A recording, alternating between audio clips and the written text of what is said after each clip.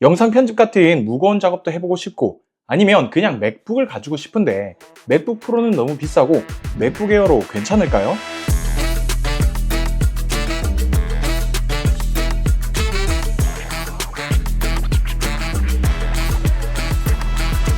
오늘은 제가 M4 맥북 에어를 거의 1년 가까이 사용해본 진짜 후기를 말씀드리려고 합니다. 여러분들 안녕하세요. 아이템 성민입니다. 여러분들이 생각하는 맥북의 이미지는 어떤가요? 사과 마크에서 완성되는 감성적인 디자인, 작업용 노트북, 윈도우 OS와는 달리 호환성의 불편함? 오늘은 이런 특징을 가지고 있는 맥북, 그 중에서도 작년에 공개된 M4 맥북 에어를 진짜 1년 가까이 메인 편집 머신, 개인 PC로 쓰면서 느낀 장단점을 솔직하게 말씀드리려고 합니다. 본격적인 영상 시작에 앞서서 영상이 괜찮으시다면 구독과 좋아요도 한 번씩 부탁드리고요. 그럼 M4 맥북 에어 진한 사용기 지금 바로 달려들어 볼게요. 기존의 윈도우 PC에 너무 익숙하신 분들 혹은 맥북 프로를 사용하셨던 분들은 제일 불편한 게 이 포트 구성이라고 이야기를 할 수가 있죠. 물론 에어라는 이름처럼 얇은 두께, 알루미늄 금속 재질의 셰시임에도 13인치 기준 그래도 합리적인 무게라곤 하는데 포트 구성이 과할 정도로 부족한 건 사실이에요. 맥북을 사용하면 허브가 필수다라는 말이 괜히 있는 말이 아닙니다. 그래도 맥북 프로는 포트 개수가 적었다가 점차적으로 늘어나서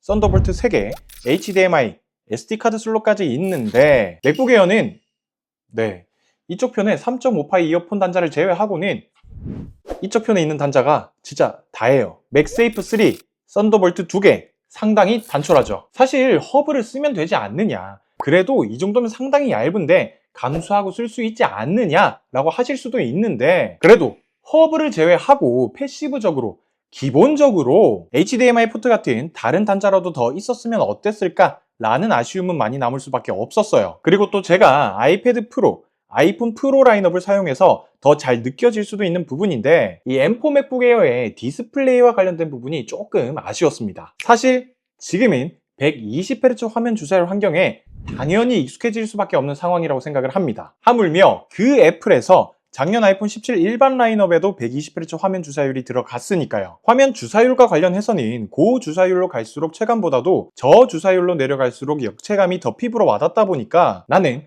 집에서 고주사율의 모니터를 사용한다, 맥북 프로를 한 번이라도 사용했었다, 게이밍 노트북도 같이 쓰고 있다 라고 한다면 M4 맥북 에어의 60Hz 주사율이 제법 부자연스럽게 느껴지실 것 같습니다. 그리고 이건 에어라는 폼팩터의 특성상 장점일 수도 있고 단점일 수도 있는데요. 팬리스 구조, 즉 발열 제어를 위한 쿨링팬이 없다는 겁니다. 쿨링팬이 없어서 얇고 이쁜 디자인이 가능하지만 맥북에 지속적인 부하가 쌓이게 되면 발열 때문에 온전히 제 성능을 못 낼 수도 있다는 뜻이죠. 그래서 이건 M4 맥북 에어의 사용 환경에 따라 어떤 작업을 하느냐에 따라서 그 체감이 달라질 것 같아요. 저는 아무래도 이 M4 맥북 에어로 영상 편집을 주로 하다 보니까 발열에 대한 체감이 많이 되었는데, 지금 보시는 이 영상도 이 녀석으로 편집을 했고요. M4 맥북 에어 리뷰 이후 제 영상에 올라가는 모든 영상을 이 맥북 에어로 편집을 했었습니다. 그런데 편집을 하면서 작업을 하는 시간이 길어지면 맥북의 팜레스트까지 온전히 발열이 느껴지더라고요. 그렇게 발열이 느껴지면 편집에서의 퍼포먼스에도 확실히 어느 정도 영향을 끼쳤고요. 그래서 4시간, 5시간 조금 무거운 작업을 장시간 하게 된다면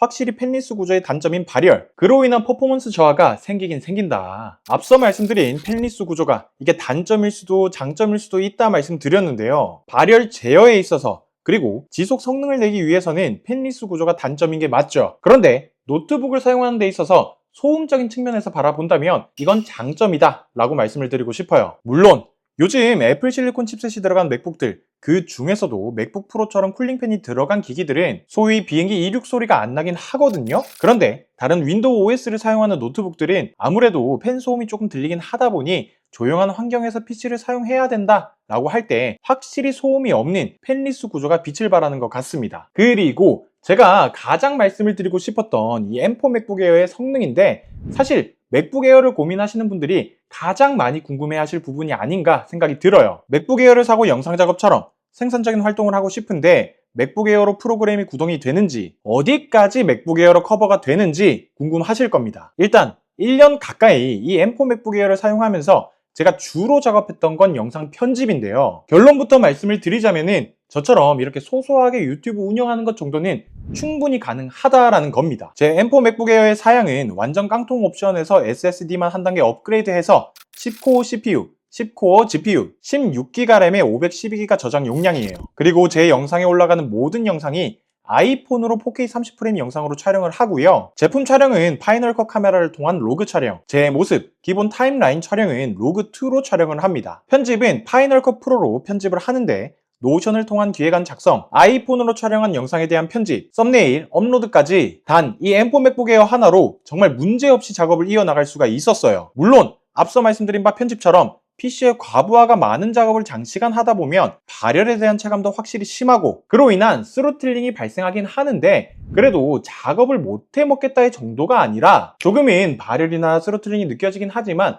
충분히 작업을 끝까지 이어나갈 수 있을 정도라고 봐주시면 좋을 것 같습니다. 정말로 로그로 촬영하는 영상을 편집하다 보니 색감에 대한 보정도 들어가고 여러 시각 효과나 제품 컷들도 레이어를 많이 올리기 때문에 제법 무거울 수 있는 작업을 하는데 다시 한번 진짜 괜찮다라는 말씀을 드려요. 결론적으로 어디까지나 파이널 컷 프로라는 편집 프로그램에 한해서 말씀을 드리는 거지만 4K 작업 충분히 가능하다. 덧붙여서 장시간 작업을 하게 되면 쾌적하냐 덜 쾌적하냐의 차이지 되냐 안 되냐의 차이는 아니다 라는 말씀을 강조드리고 싶습니다. 다만 휴대폰 카메라가 아닌 기본적인 비트레이트가 높은 미러리스와 같은 카메라를 사용한다거나 파이널 컷 프로가 아닌 프리미어 프로를 주 편집 프로그램으로 사용한다고 하면 이 정도면은 맥북 프로로 가셔야죠. 성능뿐만 아니라 제 개인적으로는 색상도 잘 뽑은 것 같아요. 문제는 근본 컬러라고도 할 수가 있는 스페이스 그레이가 없어지고 스카이 블루라는 색상이 나왔는데 그래도 스카이 블루를 구매한 입장으로서는 상당히 만족스럽게 잘 쓰고 있습니다. 간혹 이런 말씀을 하시는 분들도 계셔요. 스카이 블루 컬러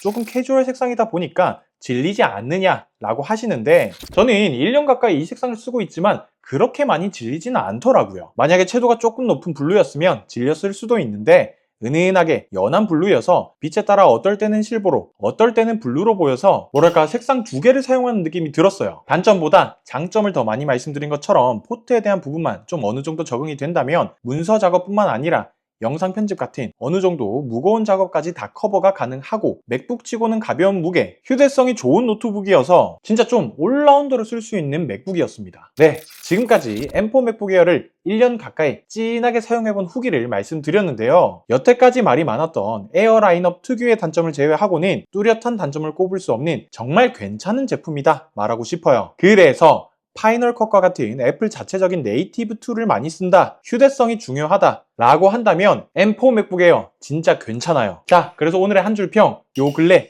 진짜 이만한 애 없었다. 지금까지 저는 아이템 성민이었습니다. 바이템!